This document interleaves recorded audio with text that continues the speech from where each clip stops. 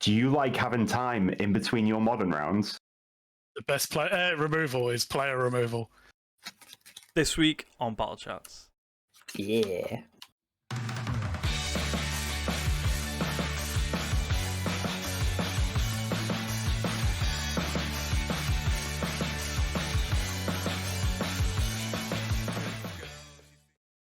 Hello, everybody, and welcome to this week's episode of battlechads. As always, I'm joined by the other chads in the room, and we've got Dan and Josh. Say hi, guys. Hi.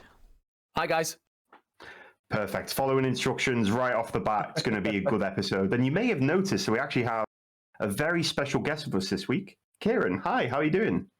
Hi, not too bad, mate. How's it going? Yeah, really well. Thank you very much for joining this week. Now, this is a bit of a good episode for me because usually we bring on some mid-rangey or some other type of deck, but you've joined us for Mono Red Belcher, right? Absolutely. It's, a deck I really enjoy playing, so... Yeah, and, it's not a deck you accidentally land on, so tell us a little bit about yourself, tell us how long you've been playing Magic and how you landed on this deck, and then tell us a little bit about this deck and its game plan. Okay, so I've been playing Magic properly since Magic Origins. I dabbled a little bit beforehand, but properly from Origins onwards. Used to be a proper aggro boy, the old original Death Shadow list, the 4 or 5 color ones. Shifted to Affinity and then played every Mox Opal deck going: Hardened Scales, Affinity, KCI, Lantern, the whole shebang.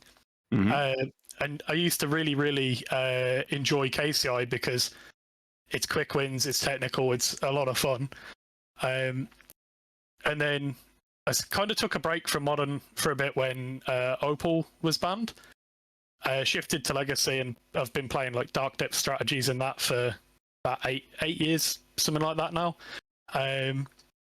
And that's led me to I've come second in a couple of Nottingham Legacy monthlies. I've won the last 2, dropping 1 match in 2 tournaments, which I've been incredibly smug about.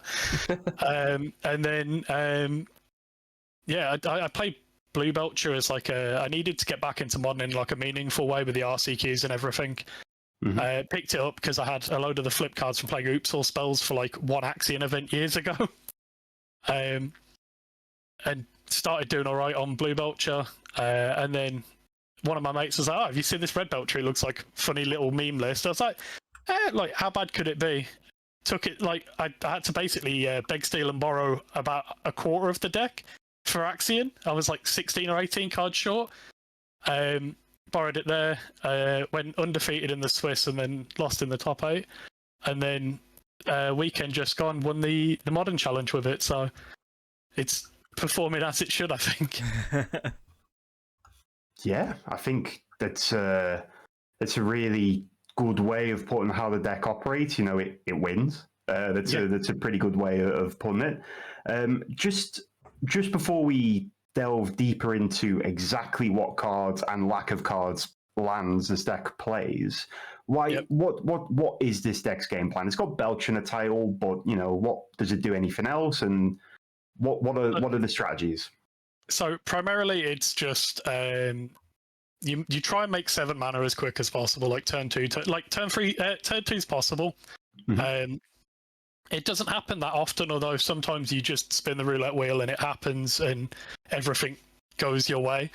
Other times it can take a little bit longer, and you land a Belcher, you activate it, you kill them because you've got no lands in your deck. The sort of backup plan. So coming from playing Blue Belcher, I noticed it's a little bit fragile because you've only got Belcher as the win con. Mm-hmm. This having a secondary win con with Stormscale Scion has been fantastic because sometimes just making 4 or 5 huge dragons on turn 3 is enough to get there against most decks in Modern. So yeah, 4 or 5 dragons on turn 2 sounds pretty good against Boros Energy, right? Yeah, Seems exactly. Like a good way to go. Is that why you say you would pick up this deck right now, just because it's got some good matchups going on in the field? Oh, 100%. It's so I kind of after the Axion, I moved on to this more because there's a lot less Murktide and permissive decks in the format than there used to be. There used to be a lot of Murktide about. Especially like there was the blue black and the Esper versions, so you caught a lot of splash damage from those just existing. Whereas now, it's kind of more. There's more energy. There's more like uninteractive decks is the way that I'd describe it. So like Titan, Energy, Storm, and you play a race every game. And there's obviously powerful sideboard hate from other people like with consigned to memory. But you can kind of like work your way around it or like send like a smaller storm scale to bait for something later on. So you've got ways of getting around a lot of the sort of like hate that is played at the moment. Yeah, it's interesting because the one thing I noticed about this list, particularly when you look at, say, like traditional Storm lists, is that the Storm list usually they play a lot of cantrippy sort of style cards, playing cards of exile, and then obviously you've got your flashing back your cards from your graveyard. But this, unless I'm not understanding this right, you're kind of playing from your hand with this deck quite a lot, aren't you? So. Go on. So I was wondering, like, could you A, just comment on that, but B, like, what kind of hands are you looking and thinking this is like what I want to keep? This is the kind of hand I want to see. Oh, you kind of play from your hand. Basically, the whole game. Like what you've got is what you've got. But you don't need like as opposed to Storm, you don't need such a high Storm count to kill someone. If you've got like 3 Storm by the time you cast your dragon. And you get 3 dragons that are 6/6s, and that'll kill most players in Modern because fetches, shocks, all that kind of stuff. Yeah. And then what was the second part? Sorry. So what kind of hands are you looking to keep? So what's like your perfect hand, for example? So ideally, if you look at a hand and it kind of jumps out that it's a turn 2, you can go for that. So you want 2 of the quote unquote lands in the deck, like the MDFCs, and then you can have like a Strike It Rich and a Ritual or 2 Rituals, an Iron Crag Feet, and then one of your 2 win cons, the Charbelcher or the Storm Scale, and that lets you go off on turn 2. And then it's kind of ridiculous how few resources you need to go off with the deck, if that makes sense. Like you can run really, really lean, especially like if you get a Ruby in play, you don't really need anything else like that. I guess as well, like because you got like a lot of decks. Because I'm on Gorios at the moment, and my main stack permission is Force Negation. Now, if I'm tempted, like, do I Force Negation your first sort of ritual spell, and then there's a follow up, but like I guess with traditional Storm, you hold your Force Negations for like key cards, like your your flashback cards, etc. But with this, like, you can't Force Negation as a big dragon, and then the Storm goes off. You're like, oh no, what have I done? Yeah, it's I've stolen quite a few wins recently on MTGO with a Ruby Medallion out, just throwing a couple of rituals out, hoping one gets black, and then going for the Storm Scale. Because if you commit to the Iron Crag Feet, that's like the big target that they can force a negation. So if you don't have to cast it, then don't cast it. We were on about it on the pre-brief as well. Is just the fact that this deck it could just go like land pass or land strike a rich and then just go off from there. And like I said, it seems very, very easy and fast. As a mono red deck should be right. To just win on turn 2 or even turn 3 at the very latest. Like I made the joke saying, oh, you just cast Iron Crag for you on turn 3 and you win. Like turn 3 was a bit slow, that mate. But yeah, so I like the look of this deck. Yeah, I can see Dan drooling from here actually, and I think that these questions bring us perfectly onto the deck tech. So I'm not going to go over Goblin Charbelcher. If anyone's watching at home, you should know what this card does. It's on the screen. If you've listened to anything I've ever said, you should know what Goblin Charbelcher does. Yep. So, it's... You did actually do a deck tech on Blue Belcher, so go check that out. I think it's very relevant still. So check that out in the past episode. I played the rubbish version. Let's take a look at this red version. So we touched on Goblin Charbelcher, but the one deck that made this put a dominant step forward was Storm Scale Scion. Do you want to talk us through this card? Yeah, so Storm Scale is, it's a 6-mana 4/4, which it kind of seems bad to start with, and then it's got Storm, and it gives all the other dragons +1/+1. So the more Storm you get, the bigger they are, the harder they are to kill, the harder they hit. It's fantastic. And just as a non-force negationable win con for the deck, it's been fantastic. Because even if they do have the consign to memory as well, post board, it's still a 4/4 flyer, and it does still get there. Yeah. Yeah, I think another thing about this card is that, like, I've come to notice is that if you're playing engineered explosives or something in your deck, or you're playing fatal pushes, the copies are direct copies of the card.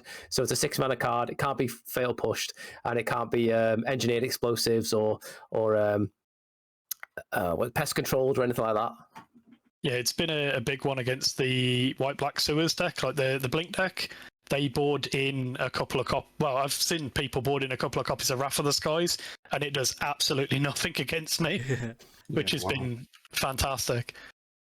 Yeah, even if, let's say, you've had, I don't know, a couple of awkward mulligans like combo decks can tend to do, I'm just looking at, even if you get 2 of these guys out, it dodges almost every relevant piece of removal in the format. It dodges an early galvanic discharge, it dodges fatal push and EE, as Josh touched upon, but is, like, modern decks aren't built to deal with 6-mana threats, right? Yeah, exactly. And being able to, like, smash out however many of them on turn 2 or 3, they're even less equipped to deal with it than if it was just the one. Yeah, I love it. And I think that you are absolutely nail on the head discussing Mono Blue Belcher plays 1 win condition. Storm plays typically 1 win condition and has to put in so many resources just to get that win condition out. So I love that this deck literally looks at the issues that combo decks are facing in Mono at the moment and goes, actually, I'm just going to combine these 2 halves. Exactly. It's like, don't get me wrong, I still absolutely love playing Blue Belcher, but if they take your Belcher, if they get Stone Rained or whatever, you are just on little weenie beatdown with like Tameshis and the Thunder Trap Trainers and everything. And I've done it, but it takes a long time and it doesn't work very often. So never feels good as well, right? No, like not once. Not once. You're like, yeah, I love kicking Thunder Trap Trainer for 2 bodies because how is Modern going to deal with 2 bodies? But look, Blue Belcher aside, I'm going to stop interrupting here with worst decks. So anyone who's watching at home, Kieran isn't some form of mad genius. That I can see that there's no lands here, but talk us through what your lands are for this deck and how they operate. Okay, so the deck plays 20 of the MDFCs, the spell on one side, land on the others. So most of them are like kind of castable. So like Shatter Skull Smashing is good removal, and it comes in untapped on the other side. I think Shatter Skull and the Spikefield Hazard are the 2 that I've cast the most often. So Spikefield deals 1 to any target, and if it kills a creature, it exiles it. And then Shatter Skull's just like a big beefy fireball effect. Sometimes you can just Iron Crag into Shatter Skull to wipe hate permanents. And then, like, if they've got Clarion Conquerors, Collector Roofs, anything like that, you can kind of almost board wipe them or take them off 2 of the pieces to then get them the turn after. The sort of like less castable ones, like the Pinnacle Monk. I think it's like 5 mana. I always play with them land side up because otherwise I'm terrible at evaluating the opening hands. But it's like a 2/2 price. It brings back an instant or sorcery, and like it's been relevant at like once or twice in like probably 200 or 300 games. And then Sundering Eruption is kind of just like a 3-mana cleansing wildfire, kills a land, they get a basic, and then weirdly creatures without flying can't block, which I've got there with a Pinnacle Monk after casting a load of rituals and then that, so they couldn't block and killed them from like 8. Nice. That felt terrible as well. That's like the beatdown plan from Blue Belcher. I was just about to ask if you ever killed someone with a Pinnacle Monk prowess. Yep. It felt horrendous. And then the last one is like you see it more commonly out of like the Ruby Storm decks is Valakut Awakening. And it's kind of like almost like a bad wheel of fortune. Is one of the ways I can describe it. I only ever really cast it if I've got like Ruby Medallion and like a win con in hand to try and dig for like a ritual, an Ironcrag feat, or like to try and go off that turn. It's like a desperation cast more than anything else. It's like looking at those MDFCs. I lied to everyone. I'm going to mention Blue Belcher again. It's my podcast. I can do what I want. But like the issue with Blue Belcher is, sure, you can cast some of your MDFCs, right? Singing the Super is a playable modern card. We've seen that, but you have some absolute whiffs like Suppression Ray. Suppression Ray is just textless, almost textless. It's a little bit terrible to be fair. Yeah, and like. Even just the comparison between the MDFCs, look, Pinnacle Monk, you don't want to be casting it, but with a Ruby Medallion out, it can get back a Manamorphose as a card advantage, or a Valakut Awakening as a land, or like your MDFCs are super strong, and like even like Valakut Awakening, like that card's impressed me the more I've played with it over time. And even if it is being used just to filter out bad cards, I think the issue that combo decks have in Modern is, you play bad cards, and Valakut Awakening is a great way to just go, no, I don't want to see those, and draw a new 3 or 4 cards on average, would you say, or maybe like. It normally ends up being about 3 or 4, because you kind of want to keep, if you've got like an Ironcrag feat or a win con, you tend to keep that and just bin everything else if you're trying to go off that turn, or if you've just drawn nothing but like, again in quotation marks, lands for like the last 3 or 4 turns, you can bin all of those off and try and find some action to go off that turn as well. Yeah, and what I really like with these MDFCs you have is you get to fight things on the table. Spyfield Habit versus like Ragavan is pretty cool, and as you've mentioned or touched upon, Clarion Conqueror is a new card. It's actually quite a pain for decks like this.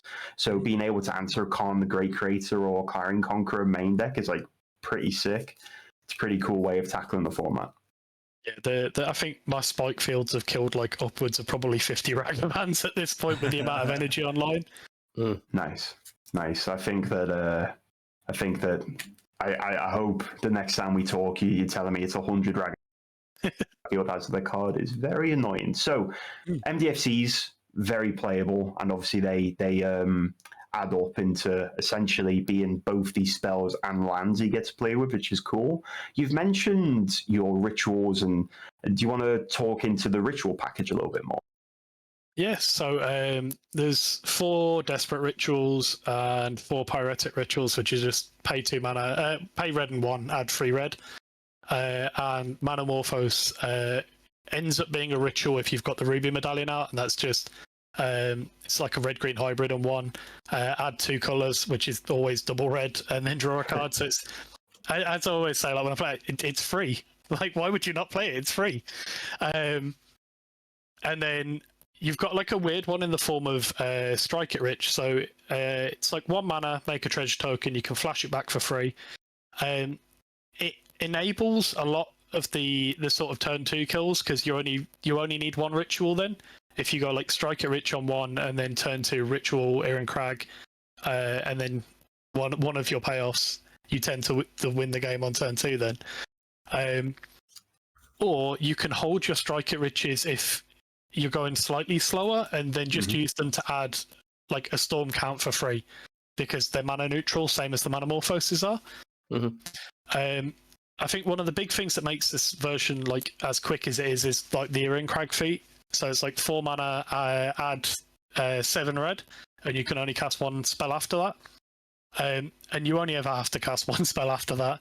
Like there's been times I kind of wish I could cast Bitter Reunion and then the Stormscale Scion, but being able to on turn 2 or turn 3 have 7 mana to go for something is a big part of why the deck's so dangerous. So Belcher players only know how to count to 7, right? 100%. That's all you need to learn how to count to. It's like I'm going to win or die by turn 2. It's that's the choice I make by picking up the deck.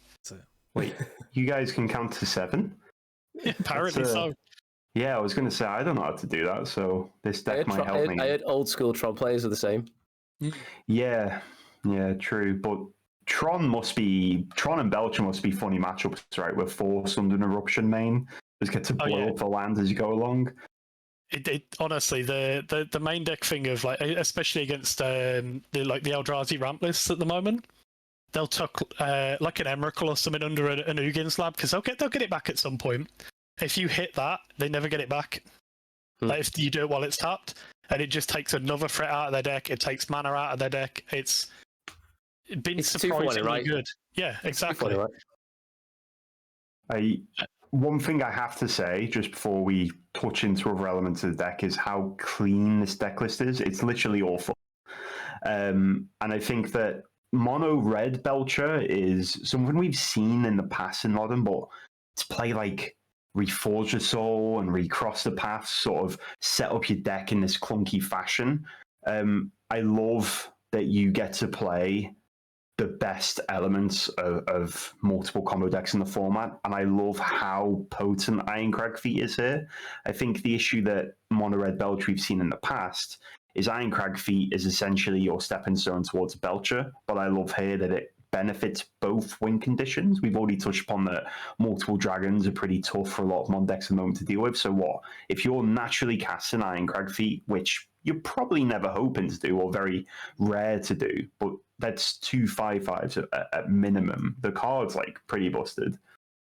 And it's been a big thing as well with a lot of the energy decks play Deafening Silence over High Noon. You can Ironcrag Feet into a dragon through a Deafening Silence because you can only cast one non-creature and Storm Scale's a creature. So and then 2 5/5s is still bigger than anything from energy. Mm-hmm. Yeah, I guess forever. I guess no, that's pretty much bigger than anything. Flage is bigger. Yeah. Yeah, we don't talk about that. One costs 3 mana, then 4 it's still mana. 10 power versus 6, right? To give it to exactly. Oh. Sorry, it's not mana, sorry, toughness.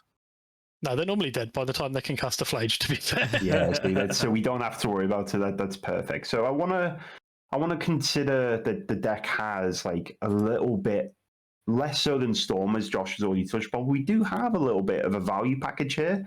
So I'm going to consider the value cards in this deck, or cards that buy you cards back, as Bitter Reunion, Glimpsy Impossible, and I'm going to be a little cheeky, and I'm going to chuck Ruby Medallion in there as well, because it lets you cast so many cards a turn. But talk us through these cards. These cards are like the bread and butter of the deck, I'd say. Yeah, Ruby Medallion, you don't need it to win, but it certainly makes it a lot easier. Yeah. And especially against like some of the more permissive decks with like Force Negations, Cat spells, landing a Ruby just makes everything that you try and send later on less of an investment for yourself. It almost skews the matchup a little bit because they're spending so much resource when you're not. Yeah. And then the Bitter Reunions, they're fantastic because they give the dragons haste, but also they let you smooth out a lot of like almost their hands is the way I'd describe them. Like you look at a hand and it's got all of the mana to kill someone like turn 2 or turn 3, but no win con. Being able to like dig a little bit further, it helps you get there quicker. It smooths it all out, and giving the dragons haste is fantastic. People never expect it, or didn't used to expect it up until recently. So, and then the Glimpsy Impossible. Yeah, there's a lad online that registered Glimpsy Unthinkable in a list. There's like a 5-0 league dump or something like that, where he's got the blue-black one from Millen that made me nice. giggle. Yeah. But it's Exile top 3. You can play them until the end of... you can play them this turn, and at the beginning of the next end step, which is always your turn because it's sorcery, you can put the exiled cards, if you don't cast them, in your graveyard, and you get Scions. Weirdly, like it being almost a delayed ritual has been pretty good.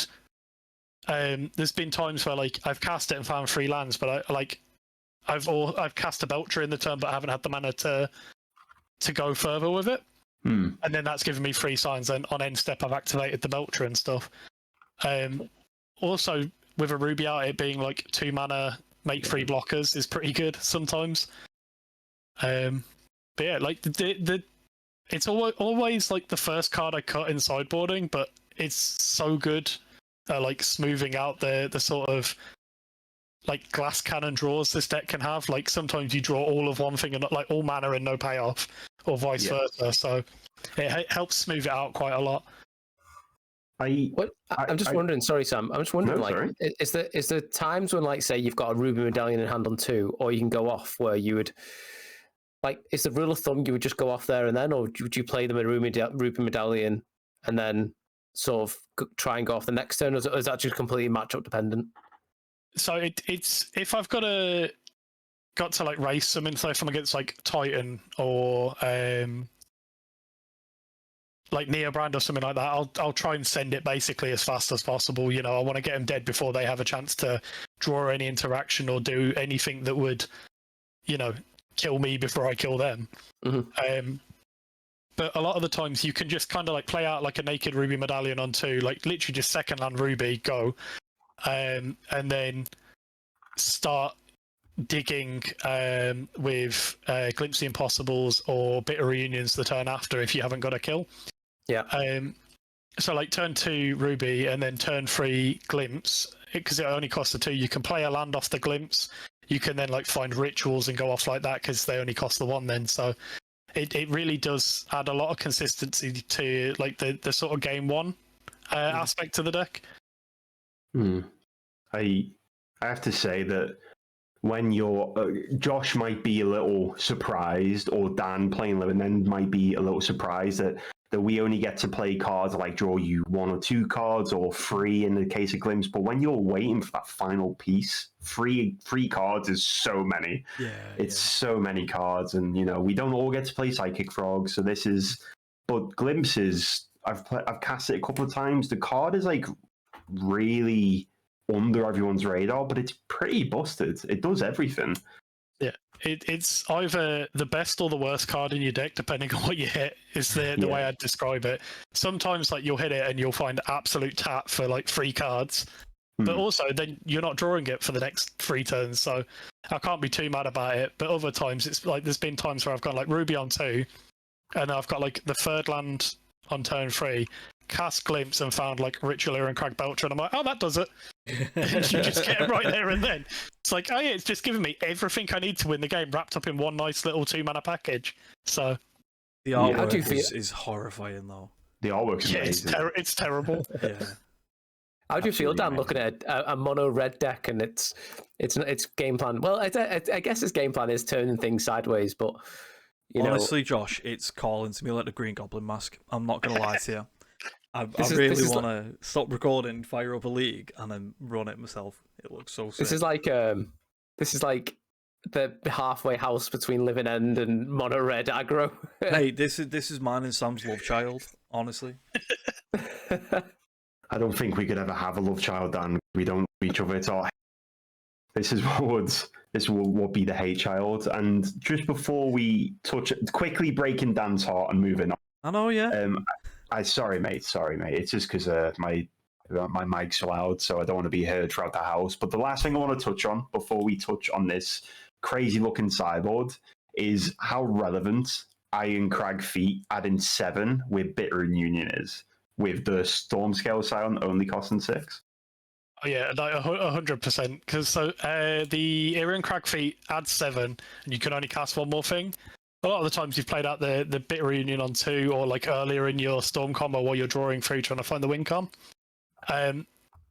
Having that 1 mana left over for the haste, it's like a little reward at the end for managing to get there successfully. It's I didn't even think about that. That's actually mental. Yeah. 7 mana. Yeah, the bit reunion with you. Okay. Yeah, it's the cherry on top of the sundae. It's like that last little red pip left in the mana thing on MTGO, and you're like, yeah, I'll just turn them sideways this turn instead. So it's that last little bit of mana has been so fantastically relevant, even though on paper it's yeah, you can only cast the 1, it don't matter. Yeah, my Bitter Reunion is like my favorite type of modern card because it's so unassuming. It's just so unassuming, probably missed in spoiler season, but like this thing is either throwing 20 dragons at your face or an Archon of Cruelty or a Terrastodon. This card is just like pretty obnoxious. I love it. It's and it's like, pretty relevant to the Magic story as well if you like that sort of stuff. So it ticks all of those boxes. So and no one's countering this card, right?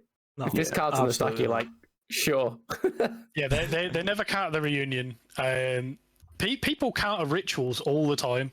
Yeah. Like, you can play your first ritual for the turn. I'll snap that off anyway, and then you just kill them anyway. Like, so many players are like incredibly like not impulsive, like really impatient with trying to fight this deck on like whatever axis, that they never go for the right thing, or like the ones I play against don't anyway. So that might be why I've been winning so much. But Counter bit reunions. The amount of times I've lost to Storm because I've been like, oh, let's just let this happen. Yeah. And then like, I think I let what's the card out of Storm that lets you go play some outside from your sideboard? Wish. Yeah, I was against the blue Storm, and I was like, he wished for someone else. Like, oh yeah, I'll just let this happen. I'll count wherever he gets. And then he got a Storm scaled Scion from his sideboard, and there was like all these Storms, and I was like, oh, I can't beat that.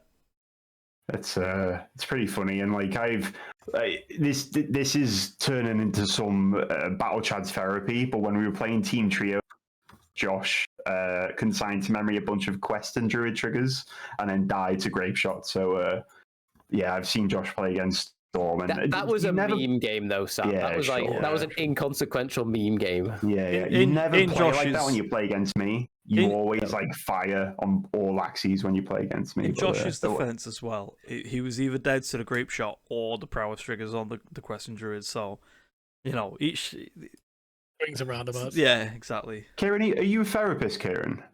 No. I'm far from it. Probably we will swiftly move on then. We will swiftly move on. So, look, your main deck is all fours, very clean. I love the way you've talked us through it, that everything's kind of somewhat relevant. So you can pretty much, you get to pick the speed of the game almost, right? Like you get to do this Pinnacle Monk thing if you want to, but also turn 2, you're dead if you want to as well. So talk me through the sideboard. Less clean, so you lose a couple of brownie points. Yeah, But, the sideboard was 100% copied off the terrible first list that I seen, and I just didn't have time to think about changing it. So it's the same sideboard that I ran at the Axion, and I was like, I was deciding proper and ahhing before the Modern Challenge of whether I should actually play the Modern Challenge, because I've never 5-0'd a league. I'm pretty terrible as like standards for Magic players go. And then one of my mates was on Discord with me, and there was about 5 seconds left. He's like, "Just send it. What's the worst that could happen? Just send it. Just send it. Just send it." It's the motto of the deck. Like, I made like a sideboard guide the other day, and there's like 2 or 3 matchups where you just don't side anything. I'll just put "just send it" in the column instead of like sideboarding decisions. Like a true mono red gamer, I respect it. Exactly. Yeah. Just send it, and like if they've got something to stop it, just send it again when you can. Yeah. It'll get there eventually. Like, but going back to the sideboard, so there's like 2 moon effects. So you've got a split of Blood Moon and Magus.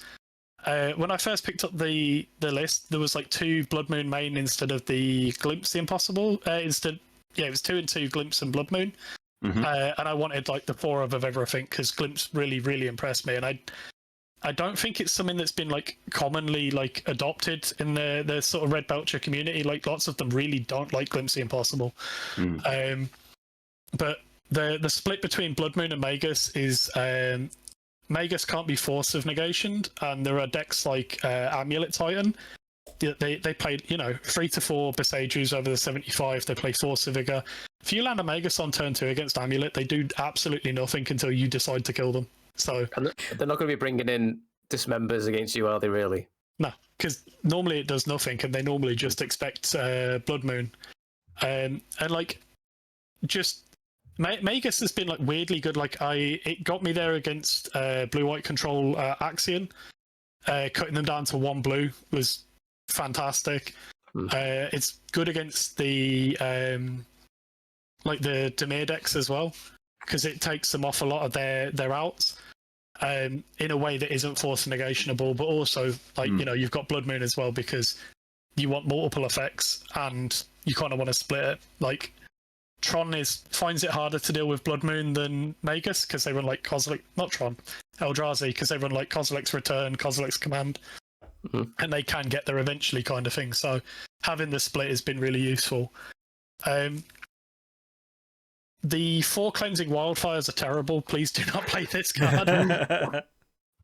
It's every matchup I've boarded them in. It's always been a matchup where I also want to like Blood Moon or Magus them. Why would I ever want to give them a basic land? Yeah, that's a good point.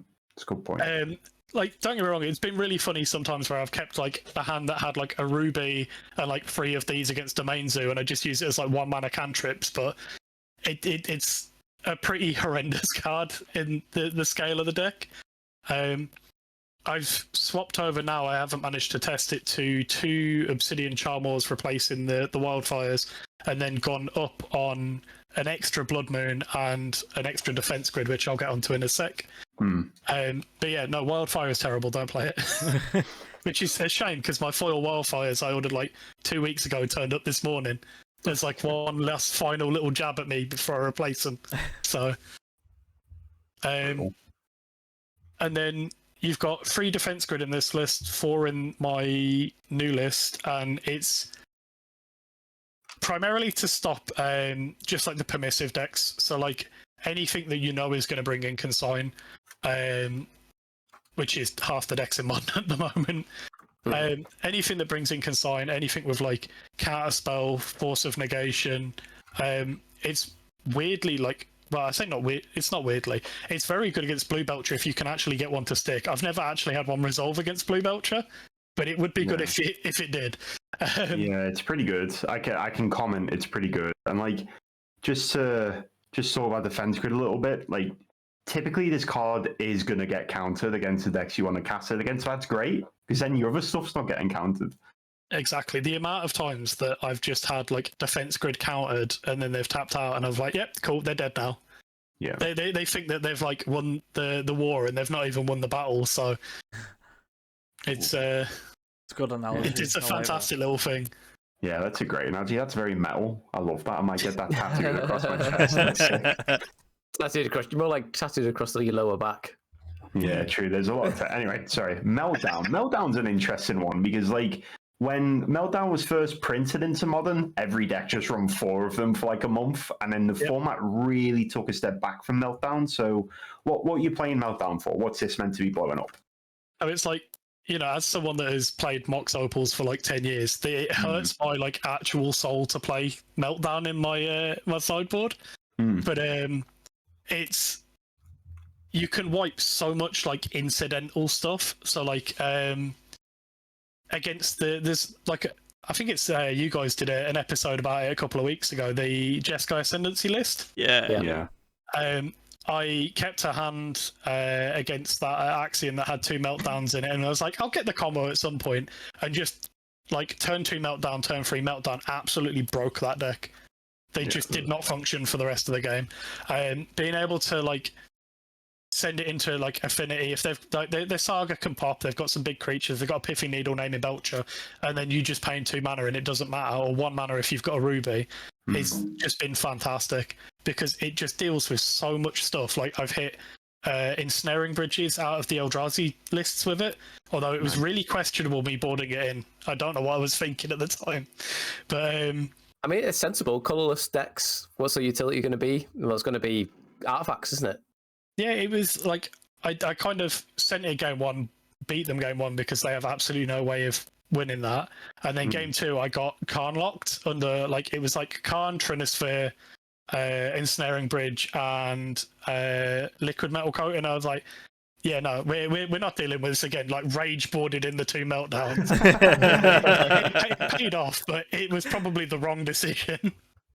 But yeah, it's just such a catch-all answer. I've considered playing like a Brotherhood's End instead of one of them, but the difference between like 2 mana and 3 mana in this deck is huge. Yeah.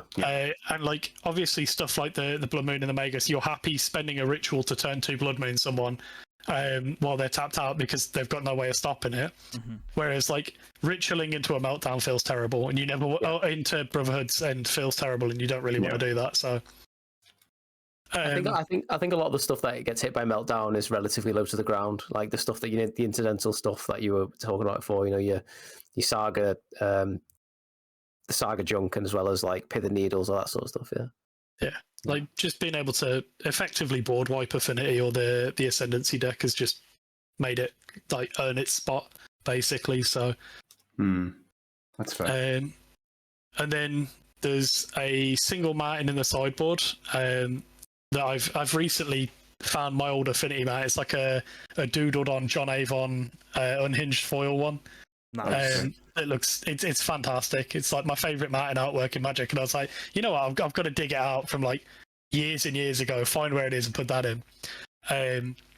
But it's purely there for like the sort of like Beseiju White Orchid Phantom matchups. So like you can board it in against Titan. It can be kind of a little bit hit. Like I've not had it fail me yet, but like it feels really bad if you don't get Beseiju and your Belcher doesn't kill someone because of it.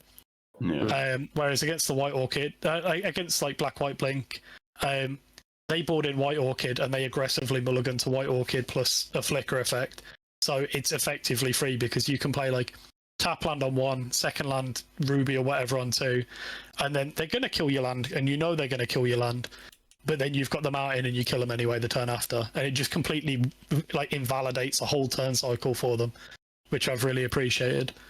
Yeah, I was literally, the one question I was going to ask on the sideboard is what's your choice of mountain, but it's just nice having a like-minded soul on, because I didn't even have to ask the question. That's stunning. It's a good mountain. No, I was going to ask, because I'm hoping you're not playing this Outlaws of Thunder Junction mountain, otherwise you would have lost a lot of brownie points. But no, that's step ahead of me there. I love it. And lastly, that brings us on to Pyroclasm. Is this for the energy menace in the room, or is this out for the utility as well? It's almost entirely for energy. If again, like much like Meltdown, in multiples it's like backbreaking. Like with one, it just keeps you like, if you've got like a kind of sketchy hand that like doesn't quite get there, Pyroclasm buys you a turn or two to get there. Like you can board it in. Like I did it against the Yorgless Yorg deck. I have no idea what it's actually called that Zerk was playing in the challenge last Sunday. Yep. Crazy deck, by the way. Crazy deck. Yeah. I would have loved to have seen that deck, but I turn 2'd and turn 3'd him and got to see absolutely none of it apart from Flare of Cultivation and Young Wolf. So it's, you know, being able to just mop up a load of the small irritating stuff that will eventually kill you from energy. I think the only thing it doesn't really hit is Voice of Victory, which was like another one of my reasonings for maybe wanting a Brotherhood's End. But again, 2 mana versus 3 mana is a huge like jump for this deck, even though you've got the rituals. And it mopping up like Ajani's, Guides, Prides, the whole shebang has just been fantastic. Yeah. So it rounds off the deck quite nicely. I was considering playing 4, but like you only really need 3. I would say as well, like to the listeners, even though we talked about your sideboard, talked about the deck, you are going to provide a sideboard guide of ins and outs. So absolutely, look at that free of charge. So that's why we don't really talk about like why they're in there, not necessarily how you board in and out, because I guess the skill of playing combo decks is the sideboard, and like how much do I board out of the main deck because it's sort of an engine, and that's always been like a problem when you pick up. You can all understand how a deck functions, but then games 2 and 3 is like, how do I sideboard? Yeah. I'm the sort of biggest offender in the world of vibes-based sideboarding. Oh yeah, I sideboard on vibes all the time. I never take a sideboard guide to a tournament. I mean, me neither. I made one for the Axion before the last one on Blue Belcher, and I was just like, every time I was like, I'm not even going to get it out. I know what I'm doing. I did not know what I was doing, but I hold my beer. And it was like for the Axion and the challenge this time, it's like I know what I want to board in, and then I just kind of go by vibes on what to cut. I end up cutting like a land a lot of the time because like I've played Legacy lands for far too long, and you sideboard lands out in that, and it's a horrendous habit that's followed me to Modern now. Do you know what? People don't sideboard out lands enough sometimes, especially like when you're on the draw, you're doing slow deck. Yep. You know, I'm going to hit my land drops. I just don't want to see one late. I just don't want to see one when I've got 5 lands out and my top deck is a land. I just don't want to see that. So, yeah, exactly. It's like, you know, if spike fields are relevant, I'll side one. Like, I only ever normally side one land out, or occasionally two if I bring in the mountain.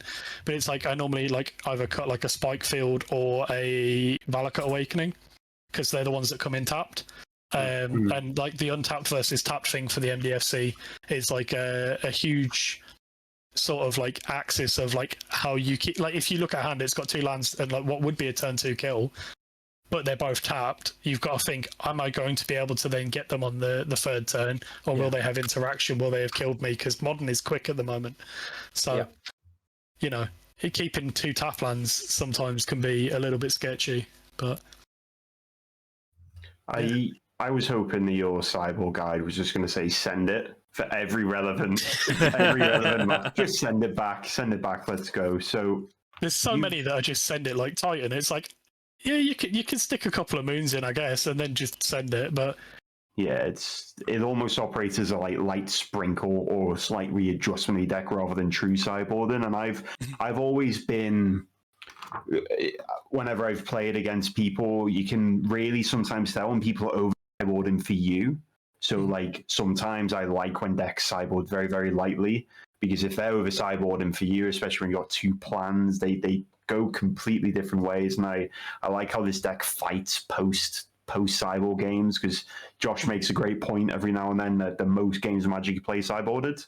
So like having a good post sideboard game plan is actually really, really good. So I love the light sideboarding, and I love that in some matchups it's that you just click the submit button, let's go. I'm going to punch you in the face on turn 2 again. And it's even more time for you to do nothing as well, because you already get like 40 minutes around of downtime. You may as well get an extra 2 minutes while they decide on their sideboarding. Yeah. Do you pretend to sideboard in that case, or do you on table? Let's go. Just shuffle back. Straight back on the table. There's never any jukes about it. Like when I went to the Axion, I was literally wearing a T-shirt saying "I heart Belcher." Like there's no secrets. They can see it.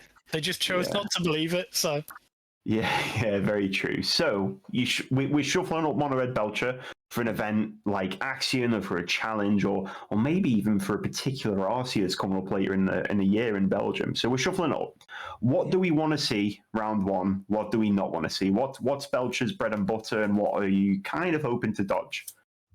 So, in something that should probably be a terrible matchup, but I've been undefeated over like 9 or 10 matches now on it. The white-black blink deck. I don't understand why it's a good matchup, even though I've played it over and over. But it just is. It's the only way I can describe it. Didn't do anything, right? There's no stack interaction. Like you just default sees you every now and again. You're like, sure. It's a really slow deck as well, so you got time. Yeah, and it's like they can thought seize my lands, but like, what are they going to do? Even interrupt to my my Belcher? I'll just cast it and kill them next turn. Like, I'm impatient in some things. Like I want to kill them turn 2, but also I can sit and wait. I'll play the long game. You'll die at some point. Like, nice. I can see that being a surprisingly good matchup, and I can even imagine being on suicide. I mean, like, oh, Red Belcher, great. This is going to be a good one, and I'm dead in turn 2. Yeah, like you just sometimes they go like turn 1 surveil land and they just die before they get to untap it, which is it's been my favorite thing about surveil lands in Modern. Like since I started playing this deck, half the time that my opponents play the surveil land on turn 1, they're dead. Yeah, like at Axion, it happened over and over and over again. Like I turn 2'd every one of my opponents at least once at Axion. Jeez. And it was normally game 1 or like game 2 if they like against Domain Zoo. Like Domain Zoo is like a weirdly horrific matchup because they've got so much like inconvenient interaction is the way I'd describe it. Like it doesn't straight stop you, but it makes you so much slower. And then they've got the big beat stick plan. But they went like turn 1 Triome, and I just looked at them. I'm so sorry. Yeah, you are dead. Yeah, because it was like we game 1, I got him. Game 2, we had this like scrappy fighting in the dirt, like or like it was almost like we'd just thrown away our entire game plans, and I was like hitting him with Pinnacle Monks. He was hitting me with like a Wild Necatl, holding a plate into it. It was terrible. And then game 3 happened after I lost game 2. I was like, I'm just so sorry, mate. And he's like, what do you mean? I was like, anyway. And let me demonstrate. Yeah. Zoo's like annoyingly equipped to your combo, isn't it? It runs like those Storbs and has access to Consigned Memory's main deck sometimes because they do like a little sub scam plan with Flage. So Zoo's like pretty annoying, but I like the access that we can fight Zoo on for Cleansing Wildfire. But there's other cool things you can do against Zoo as well, which is just like turn to him. Nice, let's go. Yeah, just send it, and if it doesn't work, send it again. I have to assume that your Boros and your Eldrazi matchups are pretty good. Oh, they're fantastic. It's I just relentlessly keep beating on Boros on MTGO. It almost feels like we're playing different formats, if that makes sense. They're like, oh, like here's turn 1 Guide of Souls, and it's like turn 2 like like Ocelot Pride or whatever, and nothing that they do matters. Is the only way you could say it. Nothing that they would do in that game 1 matters because they will die before they kill me. Yeah. And then like game 2 and 3, it does get harder because some play High Noon. High Noon is a lot harder to fight through than the Deafening Silence. But if they don't have that, it's exactly the same as game 1. Like nothing that they could they can play a Flage. And, it's like fine, do what you want. How do you deal with like High Moon? Yeah, I was just about to say stuff like that. So the Deafening Silence is you try and like turn 2 Ruby and then turn 3 Iron Crag into a dragon. Because you just make 2 5/5s, and a lot of the time that's enough. Yeah. High Noon's a little bit harder. You have to go longer, so it's you only really see it out of Black, White, and Energy at the moment. Which are both decks that you bought the Pyroclasms in for. So you just buy yourself the extra turns with that, and then just hard cast a Belcher and do it the long way over 2 turns. Yeah. Or like turn 3, you can cast a Glimpse, make 3 Scions, and then turn 4 go Belcher, activate it. Like Glimpse almost being like a delayed ritual. Yeah. Almost like, is it Portent instead of one of the other ones where you get to draw the card the turn after? Portent. Yeah. Being able to make the mana like effectively for the turn after has been so useful. It's like when I first picked up the deck, I absolutely hated the card. I thought it was terrible, and now it's like, it's up there. It's like almost glue that holds the deck together in like really bad sort of hands sometimes. So yeah, it's a great card, and very similar to Bitter super unassuming. And it kind of has this flavor text that's also very, very relevant. When I play Storm, the amount of times that like I blocked and then untapped to win is like pretty relevant as well. Like especially when there's decks like Zoo kicking around, it gains 5 life, like in some instances too, which is really important. So big question. How is it against the blue decks, your force negation decks? Like, are they typically bad, or are they actually okay? So against there's a load of the sort of like blue-white X decks, so like the blue-white control or the Jeskai control online, and they run the Orims Chant Isochron Scepter lock thing. Yeah. You have to kill them before they can get that, which happens a lot because they only run like 2 or 3 of each, and they're greedy as hell in what they counter, so you can kind of just get past that. Defense Grid does a lot of heavy lifting in all of the blue matchups, not just against control.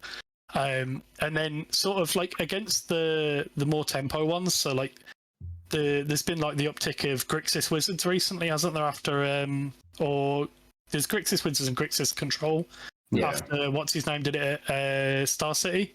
Yeah, Cory Burkhart. That's the one. I can never remember his name. Like, I know he's an exceptional Grixis pilot and everything. I'm just terrible with names.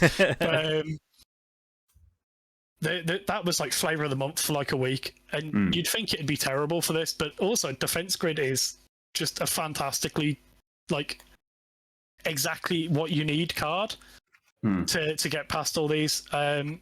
Also, like with the sort of blue black, like the Murktide, the Frog lists, even like the Esper Ketramose frog lists, their mana bases are terrible. Like they are like I know it's only 2 color, but they run like 1 of each basic, and so like a Blood Moon and cutting them off double blue for counterspell really does stop a lot of the interaction that they have. Especially like the Murktide decks as well. If you can Magus them, because they can't crack fetches, then it's just shoot the Sheriff that kills the Magus. And a lot of the time they board that out because it's terrible into you. So you've just got a Blood Moon that beats them for 2 every turn. How's that sound, Josh? Sounds annoying. We got him, ladies and gentlemen. We got him. I did actually face this deck, and we went to game 3, and they got 3 Stormscale Scions out, and I ended up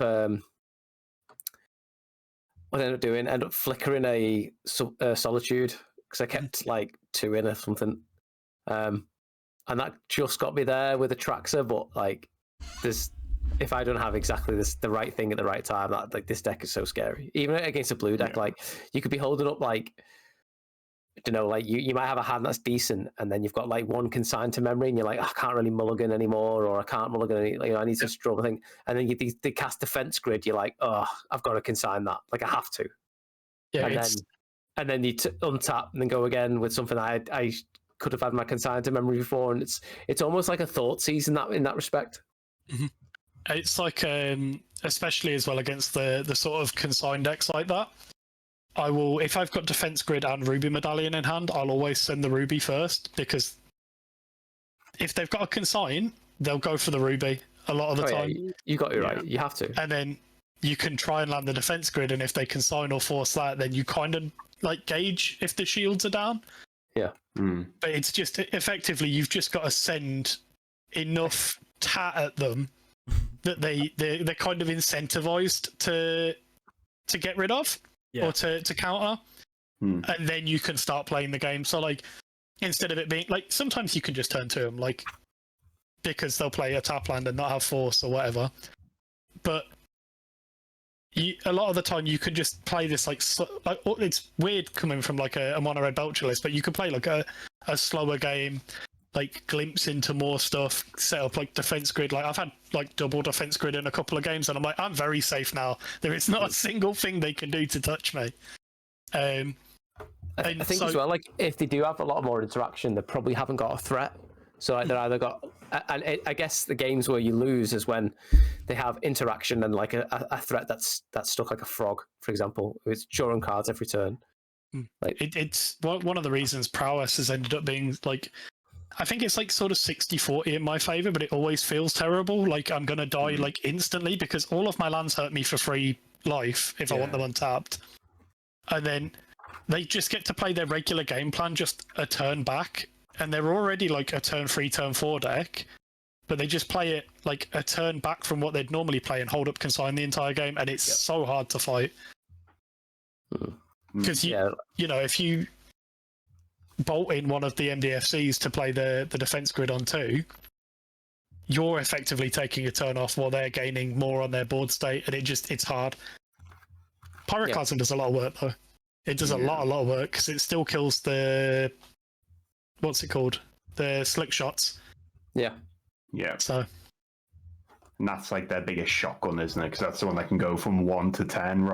Swift spears, and which are a little more fair. Fair is but it's a little more fair than the slick shots. So I think that's an absolutely beautiful. Maybe I've got like my Belcher goggles on, and every Belcher is beautiful, but I think that's an absolutely beautiful walkthrough and wrap up of the deck. And I've done enough yapping, so I'm going to pass over to Dan and Josh, see if they've got any burning questions to shoot off at you. Go on, Dan. So, if I was to pick up this deck, right, how much would I have to pay you? Bear in mind, I am painfully slow at understanding a deck, right? Sam and Josh can vouch for this. How much would I have to pay you to coach me? Say like an hour session, for example. I was gonna say, it's the deck is like amazingly fast to play, right? Okay. So brand new to it, the Thursday before the Axion, I played 5 leagues in 4.5 hours. So whatever the rate for coaching would be, it's amazing value for money because it's so fast to play that you're just full sending it all the time. That's my kind of magic. Yeah. Yeah. Just win faster or lose faster. I like it. Yeah, like you win or sort of live or die by the sword. Like you win or lose by like turn 3, and then that's it. You know, like we spoke about like comparing like glass cannon decks, this and Neoform, for example. Now I don't think this is as glass cannon as like Neoform. No, because Neoform you counter the one thing and the whole game strategy's gone. Like there's so many resources down, but with this, like I feel like you can reload quite easily, or just like, you know, if there's a slow game, you just the more you draw with this deck, the more I guess deterministic it becomes and you winning. Would you say that was right? Yeah, because the resilience is there. Yeah, exactly. It's because you've got like the 8 win cons, and they dodge separate bits of hate as well. You can sort of like, if your first attempt gets shot down, you can spend the next like turn or two going like, you know, glimpse, bit of reunion, get your way back into the game. Pray that your opponent hasn't killed you, because it's modern, it is quick, and if you spend 3 turns doing nothing, you might just get got. But if you do get back to that point, you know, you're probably back in the game again. You've probably got a shot to going back in, trying again. So, is also, that like, sorry, go on. Sorry. The game wins a weird amount of game ones against like counterspell force negation decks as well. Purely based on there are so many things that, like, don't get me wrong, Iron Crag Feet is like a big, you must counter this in big neon letters on top of it. But apart from that, there are so many like smaller things that people don't counter that they should, like the Glimpse the Impossibles, which, like, you know, put you up on mana card advantage, the whole thing. Or like some of the smaller stuff, like I've had like one of the ways that Boros beats me is if they hit me with the what's it called, Static Prism. If they Static Prism my turn 1 treasure off Strike It Rich, sometimes the hands are just bad without that extra mana. So like hitting that axis of it can be really important, and a lot of people don't realise it. You can actually consign to memory the Glimpse trigger, right? So when you move to end step, so they don't. Yeah, I think it's the trigger that puts it across. Yeah, so they don't get the scions. I've got 2 more questions. Unless Dan's got another one. So I think one of ours is sort of tied. So you see a lot of these decks online, like the Red Belcher decks. A lot of them are just splash and white for the white MBFCs and white cards and such. What sort of made you go towards just like the mono red version rather than red white to get more access to answers for your opponent's sideboard cards? So I've seen a lot of the red white lists run anywhere between 4 and 8 silence effects in the sideboard. So like up to 4 enchant, up to 4 silence. Yeah, they've got like Witch Enchanter in the main. The weird red-white MDFC that for some reason, like, it doubles a creature's power until end of turn. Yep, I know the one. That can one-bomb people with a storm scale a little bit easier. But I think the sort of consistency that comes from it being mono-red, being able to more readily be able to play Blood Moon as well. Yeah. Because there are certain matchups where, like, it's why I took it out of the main deck. It's not great as a whole in Modern, but it hits certain decks so hard off of one of their axes that it's such a fantastic sideboard card that it interfering with my sideboard cards is not something I want. Yeah, that makes sense. I know. Also, like, sometimes they get like weird hands that are like double Witch Enchanter and you can't cast anything. Yeah. That's so. I just want to say, like, Sam's eyes lit up when you said about the red-white MDFC on Stormscale Sign. It's like, oh my god. Yeah, that's really funny. That's like, you know, I know the Pinnacle Monk has text, but I never considered like doubling Stormscale Sign's power. Yeah. That's just so obscene. I love that that's a line, but yeah, that's crazy. I love that. So yeah, it's. Oh, sorry. Go on. The last thing I want to touch on, I probably you can finish your point off in a second. I just want to get out there is the reason why there's double the amount of win cons, why you would pick this over, say, Blue Belcher. It's so don't get me wrong, I absolutely love playing Blue Belcher. I really enjoy some of like the sort of new technology in it, like snapback and all of that kind of stuff. I really enjoyed the Tameshi loops, being able to pick up your Belchers out of the bin and everything. Like that, it is resilient in that aspect, and with all the counter spells. It's just I am. Like, I played it at the Axion before last, and a lot of my rounds went really long. So for, like, a bigger tournament as well, having your rounds done in an average of, like, 15, 20 minutes gives your brain a rest. So, like, you know, especially, like, the rounds go, like, 5-10 minutes over every round anyway at a big event like that. So you've got the best part of, like, half hour, 40 minutes every round to just breathe, relax, get your head back in the game, you know, try not to overthink any mistakes you make, because I make loads even now, like, and then, you know, sort of get back into each game almost like it's round one every time, because you're well rested, you've had food, you've had water, like, you're doing sound.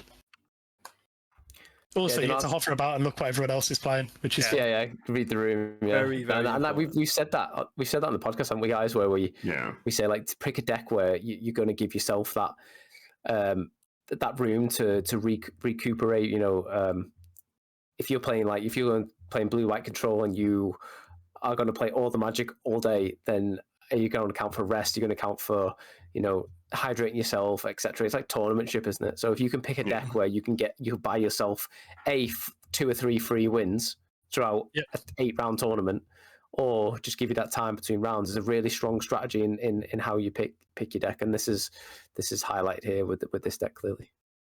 Yeah, I love it. What? Absolutely love it. Well, I think that wraps us up nicely for that. I think the amount of time we spent talking today, Kieran, was the amount of time you spent playing Magic at Axion, right? Like a good hour's worth. I think it was over all of the events. It was like sub 2 hours ish in like 9 rounds. Yeah, admittedly, two of them were IDs, but even still, over 7 rounds. Having over 7 rounds of actually playing sub 2 hours of Magic was an experience that, you know, it gets lonely sitting about for a bit of it, but, like, you know, having that time has been fantastic. Yeah, getting lonely at table 1 can't be the worst. Yeah, that's pretty sick. Exactly. You just get to sit in there, you know, chat with all the people that are infinitely better than I am, that are paid to be pro players and that on the top tables, and I'm here, like, there in my I Heart Belcher t-shirt and a Hawaiian shirt with my cats on it, like, you know. It's like the most unserious fit that I've ever, like, you know, done well with. Like, the top 8 photos were incredible. Yeah, I've seen them actually. I actually really wanted to come bug you in Birmingham, but you were too busy winning, and my games went past turn 2. So, like, we come into the event hall and we saw you in the I Love Belcher shirt, and I was like, I need to talk to this guy. I just never got around to it. So this is a good vindication for me as well. But I think that wraps up perfectly, unless there's anything you want to add or shout out, or I can see some lovely Masterpiece Mox Opals in the background. But anything you want to shout out? Yeah, like, shout out to all like the Man Elite lads. They're sound as anything all the way through that Axion, because, like I say, I'm normally incredibly terrible at Magic. Having them sort of get me through, like, when you get to like 5-0 and you're like, I don't know what to do with myself anymore, having them like there, calm you down, support you through, it's been fantastic. Same for the challenge as well. They were sat in Discord like going, no, like, it's fine. Like, you took your one loss in round 4, just don't lose again, and I didn't. So it turns out having those words of encouragement has been fantastic. And then shout out to my mate Joe over in Derby, who got me the I Heart Belcher t-shirt. He's the other lad that was wearing it at the Axion. So, you know, it's the stupidest fit I've ever worn for an Axion, and I don't regret it in the slightest, because it paid off. Yeah, we could. It's nice being able to. I love the subconscious mind games that plays. I can't be on Devon. honestly, the one opponent was like, "Yeah, no, I'm not that stupid. I'm not." It's like the Tron playmat Tron sleeves thing in it, and they're on burn. Yeah. He's like, "Yeah, you're not on Belcher. That's like a thing." And then I turned to him, and he was just like, "I don't even know what to believe anymore." Like, Yeah, that's. I think if that ever happened to me, and I was so confident we weren't playing Belcher, that would be a long shower, rejudging everything up until the 27 years of life I've had. But thank you very much for coming on. Absolutely, thank you for having me on. Been an absolute pleasure to talk to you. I'm gonna kick it over to Josh to wrap up the episode. I think Dan. I think Dan. I mean, if I pass over to Dan to do the obvious, I will say that we have no listener questions this week because it's a Decktech pod, so we'll leave them out. But if you want to ask the battlechads some questions to answer on the podcast, then see the description below where there is a documents link that Dan made up that you can write a question on. Don't forget to leave your name so we can shout you out. And the giveaway will be happening as soon as we hit 500 subscribers on our YouTube, which will be for, standby,